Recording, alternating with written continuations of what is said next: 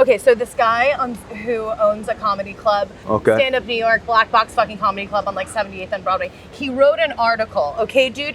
It's 7 pages long. He did it on LinkedIn. Which is a mistake already, dude. No, Nick and I were like, people publish articles on LinkedIn? What the fuck is that? Yeah, like, what the fuck? Okay, look, this is the first thing. So who the fuck is this guy? Like, whose articles are we reading? How does it get viral? Anyway, it's like a PowerPoint presentation, it's like graphs, it's like New York City is dead. I don't know, it's just super, super lame. So a couple of weeks ago, James Alderker wrote an article on LinkedIn entitled "New York City is Forever Dead," citing the city's economic downturn, the flight of its residents, and the advent of remote-based working. Now, obviously, this clickbaity sort of article generated a lot of attention, and a week later, Jerry Seinfeld wrote a response piece in the New York Times claiming that the city wasn't dead and that the city had too much heart not to bounce back. So in this video, we're gonna explore who was right. It's a ludicrous idea, man, that New York is dead. What a ludicrous idea. Yeah, that's what Jerry Seinfeld's saying. He's saying, shut the fuck up and get out of here if you think that we don't want you here. Mate, are you kidding me, dude? You want to tell me that New York is dead? I don't want to see what Cleveland looks like right now, dude. Is the city dead? I don't know, but I think the city as we know it is. Like, New York is heavily dependent on its restaurants, on its indoor stuff. Broadway. Broadway, I mean, if those places can't get back up after this because, you know, another wave hits, more problems occur because of that. I think, okay, if you think it's dead, good, don't come. Less COVID spread, like less people, I'm okay with it. But B, like, I'm literally looking at around the fountain and everything that is New York is happening in front of me. There's a band that's playing over there, there's people dancing, there's kids blowing bubbles, there's people doing workouts, there's like people just hanging out, skaters, like it's the same New York. So as you can see, this city isn't dead, far from it. But it's not quite as it was before, because let's be real, Corona hit us really hard. And for those of us who were in the city in March and April, those are pretty scary months. Something in the city changed. Everybody seems to be more like internal to themselves. Even though there's hundreds and hundreds of people in the park here with us, you know, everybody is like this. And that's already a New Yorker's mindset, but it's like, I think it's even more now with the pandemic. There's an electricity that's not quite there this summer, obviously. Do you really think that? Do you not feel electricity right now?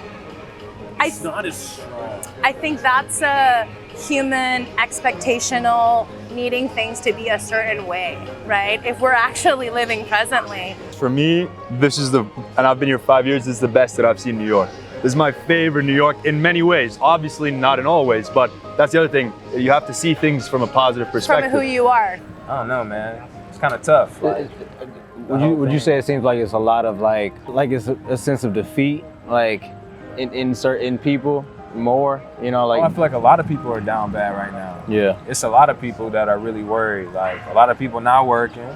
There's never been a time like this where people are just like, man, what's about to be, what is gonna be in 3 months?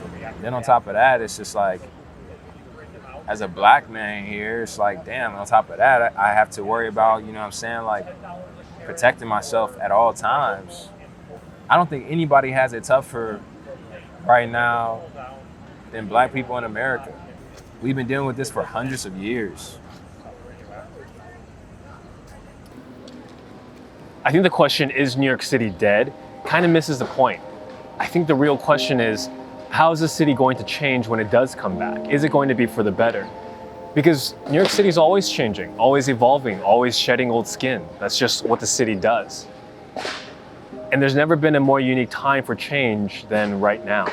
I think you might be trying to ask, like, will New York be the same? Will it, Hopefully not. Next summer, will it? And it's like, yeah, exactly. Hopefully not. Hopefully it keeps the good things and it improves some of the bad things. It's clean and nice and people are nice to each other and look each other in the eyes. And hopefully when you have the fucking flu, you don't ride the subway. Yeah. Hopefully when you're sick, and the rest of the time, you do ride the subway. When you're not sick, like, take the subway and don't take an Uber, man. Wear a mask if know you're what I mean? coughing. Like, have all that shit stay intact. I'm into it. I think this is just one of those things where the city's gonna see a transformation of who lives here. And I don't think it's gonna be a bad transformation. It's just the city goes through ups and downs with who occupies it. If we do get a vaccine, I pray that when that time comes, we have done so much to change how we think and act and see each other and treat each other, that will be the testament of what happens when we get a vaccine.